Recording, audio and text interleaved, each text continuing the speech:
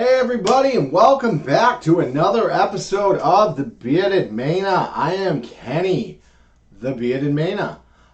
So before we delve into this episode, I wanted to take a moment and apologize about the lack of quality in the audio and video of my podcast recently, aka the two episodes that I did.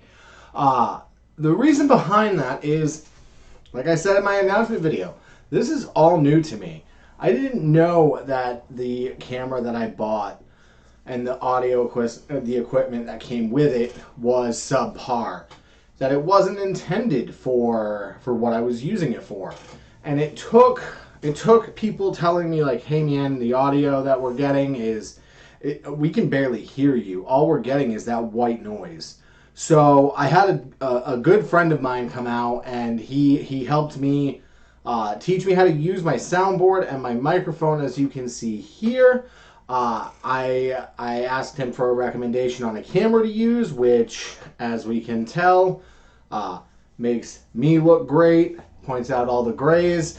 The video quality has gone up 100-fold. The audio quality has gone up 100-fold. We don't hear that crinkly white noise in the background.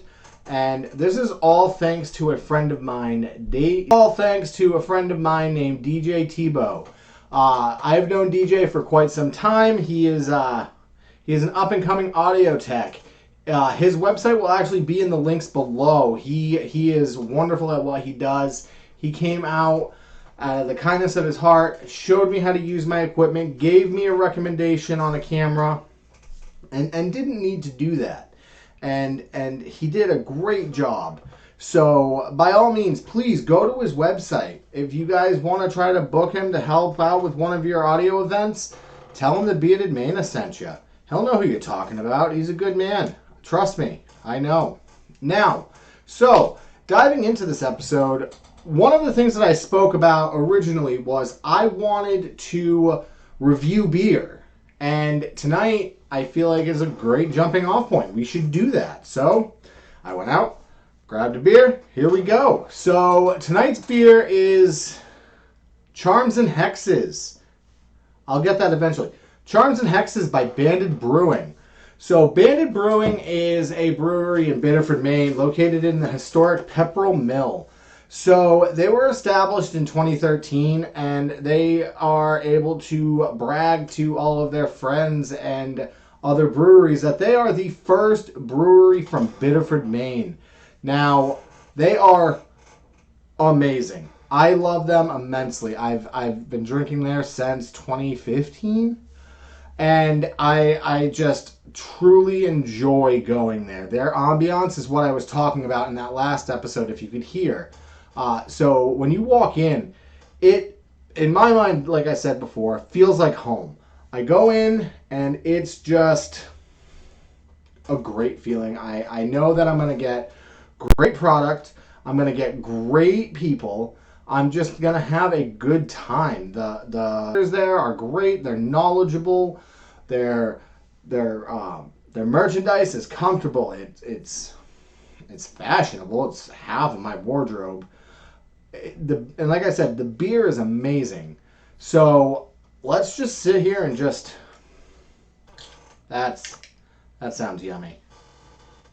So this Charms and Hexes, so fun thing about Charms and Hexes is the flavor changes between every 2 to 6 months. And this one is Blackberry and Plum. I haven't tried this one yet, so this is going to be a first time for me and you. So... Oh, that's good. That is delicious. That Blackberry gets you. And then that Plum is just that's in the back. But it is so good. Now, at 5.2%, it's not a beer that you can sit there and just drink all day and not feel it. You can drink it all day, but you are definitely going to notice it after like 3 or 4. But this beer is definitely one that I could see myself drinking after a long day out doing yard work. So swing into your local beer store. Go to Bandit itself. They have one in Biddeford. Sorry about that stutter. They've got one in Biddeford. They've got one in Portland. If you live in Maine, you're not going to have a hard time finding this. But if you go, ask for a Banded beer, you're not going to be steered wrong. You're going to have a good time with whatever beer you get. So, in tonight's episode, we're going to be talking about conspiracy theories. I absolutely love conspiracy theories. They entertain me. And that's not to say that I believe every single one that I listen to or watch, but I enjoy looking at the world in a wider lens. So on my Instagram, links below, I asked all of my followers what we were going to talk about today, and the top comment was cartoon conspiracies. So I am a child of the late 80s, early 90s. Power Rangers, Gargoyles, Teenage Mutant Ninja Turtles, Street Sharks, the original DuckTales, all of that. I didn't really know that there was a subculture of cartoon theories. So this was actually really interesting for me to research. So in my research, I discovered that a lot of cartoon theories are fairly dark. So I tried to find some that weren't too dark, and I was only able to find like one. There's one about the Powerpuff Girls' dad is also Samurai Jack. There's quite a few about SpongeBob, where it takes place at Bikini Atoll, where the U.S. tested the nuclear blasts. And the radiation is actually what caused all the animals down at Bikini Bottom to become sentient. But the one that I'm going to talk, or the three that I'm going to talk about, revolve around Ed, Edd and Eddy and Rugrats. So I'm going to start with the happiest of the three, which takes place with Rugrats. And this one, I know some people are going to be like, "Oh, I didn't think about this," but this is really interesting. So, sorry, one of the followers said that I had a bad habit of when I take a sip of my beer, I stare at the screen, and it kind of weirded them out. So I'm doing my best not to stare into your soul when I'm taking a sip.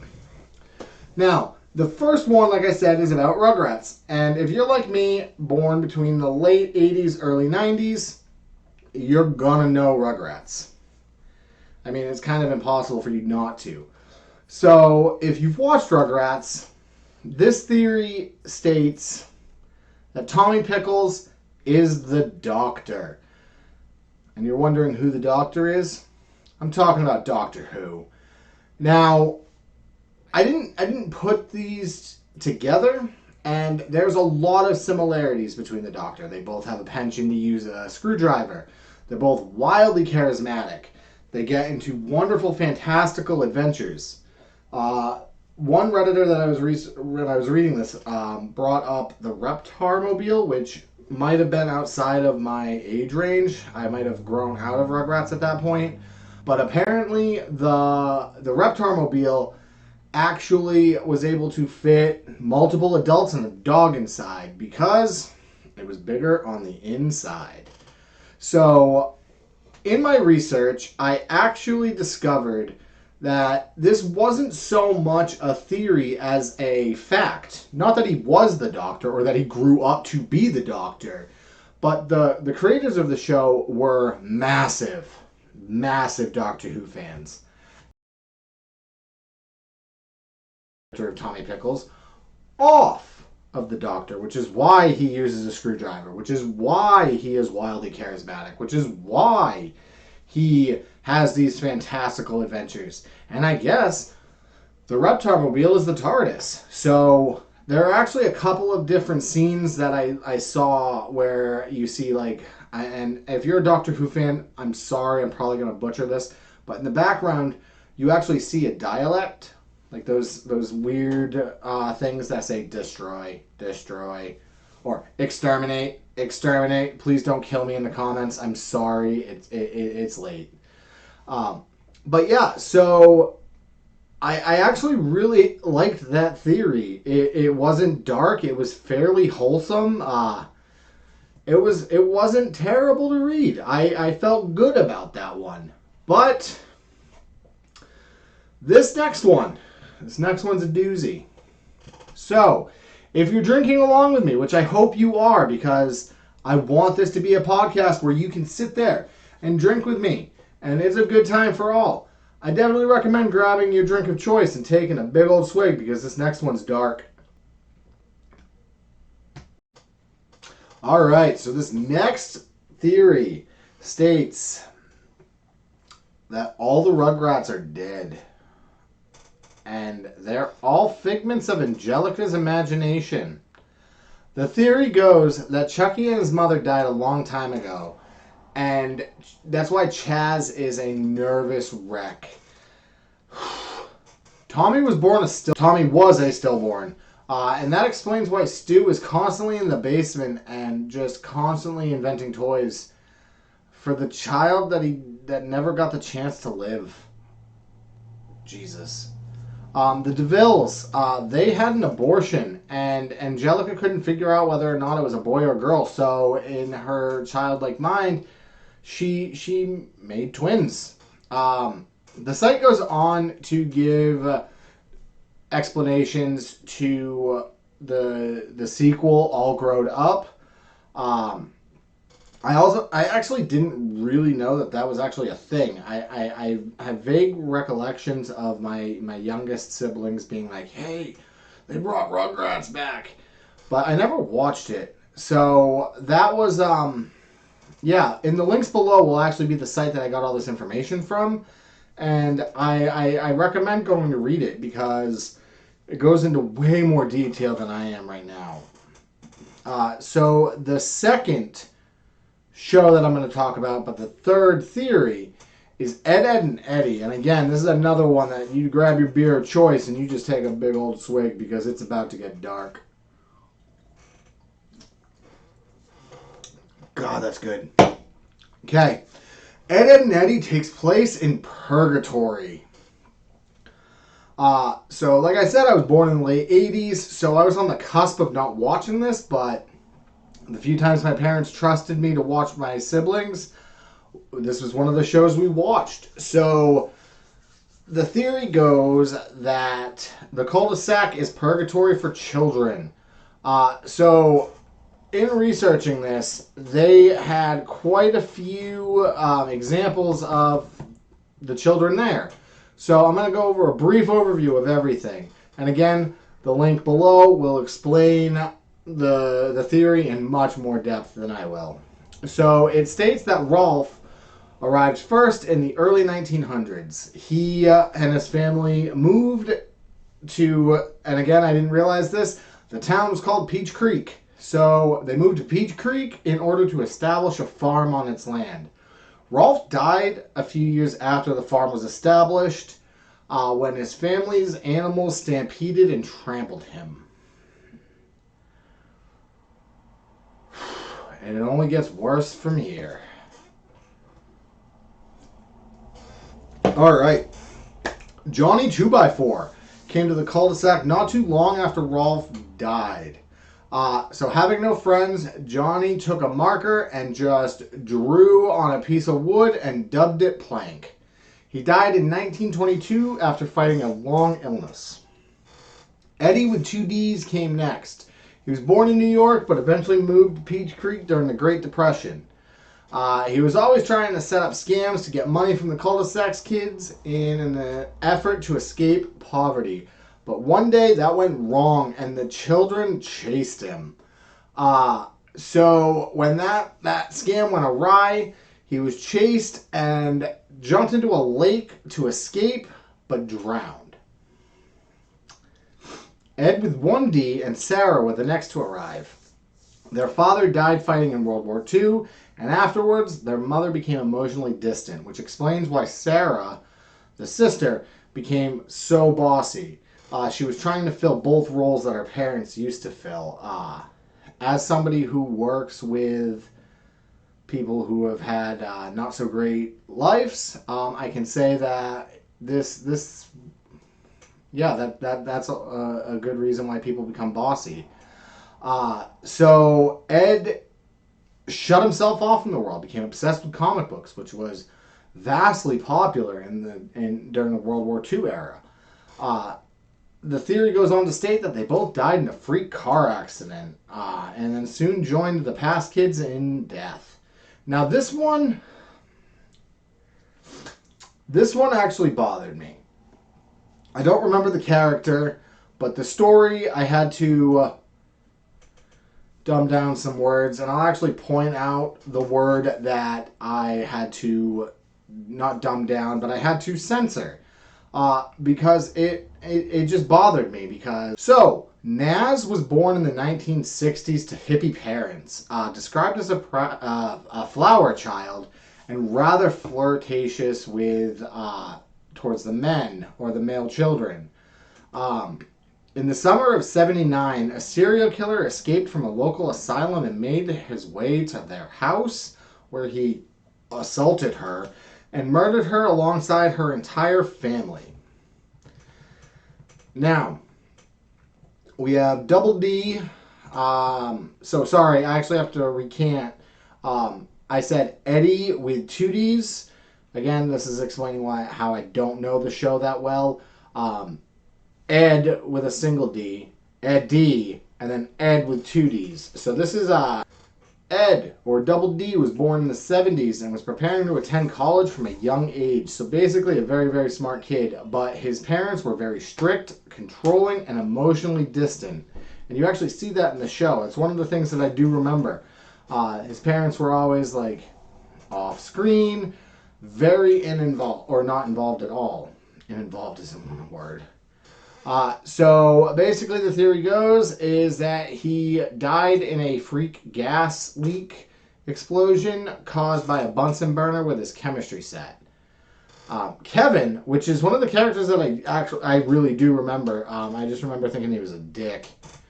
So Kevin was born around the 1980s, and that actually explains like his infatuation with his bike, because the X Games started to become popular when he would have been a teenager. I know I was obsessed with X Games. This doughy physique was not meant for X Games greatness, but boy howdy did I try. So basically, Kevin's father was abusive.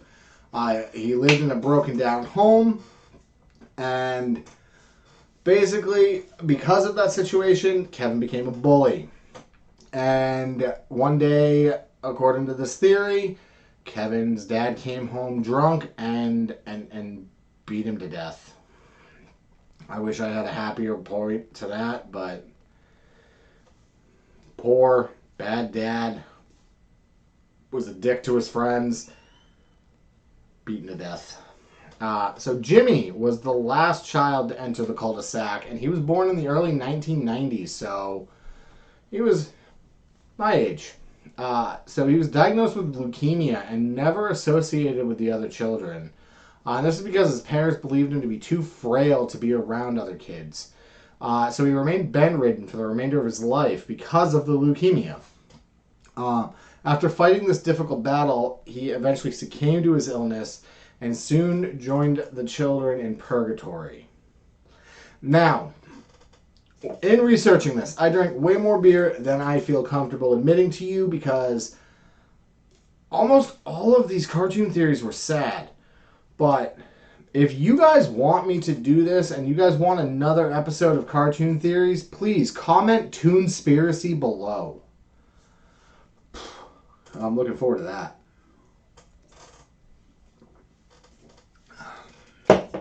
Now, I believe this is the point where I have to, for my own well-being, separate from cartoon theories. Now, we're going to pass on to a theory that is near and dear to me. I believe that this next theory is real. I do believe in this theory. And that is my buddy, Bigfoot. So, Bigfoot goes by many names. Sasquatch in North America. We have the Yeti in Himalaya, or the Himalayas. We have skunk ape in Florida, which, let's be honest, Florida is a totally different country, even though they're part of us. We have Yowie from Australia, Almas from Mongolia, and Urine from China. It goes by many names, but I know him as Sammy Squatch, aka the Bigfoot. Stand up. Hide and seek world champ. I am a big Bigfoot believer. I absolutely love Bigfoot. One of my favorite memories of Bigfoot was actually working in a group home for adults with traumatic brain injuries. And we would watch Searching for Bigfoot or In Search of Sasquatch or any one of those shows that were on History Channel. And we would all just randomly, I'd be like, hey guys, let's do those whoops and knocks. I think I see Bigfoot. And they would just start like knocking on whatever that was around them. And they would just be doing the whoop. And to this day, if I were to go to that group home, I could get those people doing the whoops and knocks, and that warms my heart at night. So, Bigfoot was first sighted in 1792 and has been sighted in nearly every state in the United States and on nearly every continent. He's described as a bipedal 7 to 9 foot humanoid creature covered in thick fur or hair. Most people call him the missing link, as in monkey or ape, humans, Bigfoot. I believe that he's a subsect. With those apes, I mean, you see it all the time. In evolution, at a certain point, you have two species, or you have a species, and they could be separated by any number of things, but suddenly that species splits. And then before you know it, there are multiple different versions of that creature, and they become our cousins, or we're closely related to them. So in my mind, it's not a big leap to think that Bigfoot is real. But a lot of people don't, and that's okay. Conspiracy theories are not meant to be, but they are funny. There are some about flat Earth. There are some about hollow Earth. There's a lot about like where we came from. The Earth is older than we think it is. They'll go all over the gamut. And the worst thing about conspiracy theorists is that we're our own worst critics. We fight against each other. Bigfoot, if all of the Bigfoot theorists could get into one mindset and move forward, it wouldn't be such a quack science. It wouldn't be a laughable thing to believe in Bigfoot. But we have people that are like, oh no, Bigfoot is a being from another dimension, another reality where our species died out and the ape men grew and became Bigfoot, and they progressed beyond us, and they are able to jump dimensions like we're getting ready to do with science has announced that the multiverse theory is plausible and that they're working on reaching out. So maybe their species has figured that out and is reaching out to us, and that's why they're walking around, and that's why we've never found a skeleton, or they're aliens, or they have the ability to just poof the second, like they become immaterial when they're discovered. Like for every believer of Bigfoot, there's a different theory about what he or she is. But in my mind, he is just my next best friend and drinking buddy. Yeah. He's my drinking buddy and my best friend. We're going to be walking into Banded Brewing in Biddeford, Maine, and we're going to be like, hey, me and my buddy Sammy Squatch want the table over in the corner. Keep them coming. Now, I love learning new things. I love reading and learning about conspiracy theories. You can ask anybody. When I fall down like a YouTube rabbit hole, I'm on it for weeks. Like 2 years ago, I fell down the finding a secret bedroom or a secret room in your house rabbit hole. And that's all I watched. There was a lull at work. watching that video. In the bathroom, watching that video. Can't sleep at night, watching videos. And so, please, if you guys want more conspiracy theories, if you want to hear more about Bigfoot, I will gladly talk to you about Bigfoot until the cows come home. Please let me know, and I will gladly do it. Please, please, please like, comment, and subscribe for more bearded content. I think that's where I'm going to call it a night, and I hope to see you guys next week. I am the Bearded Mana.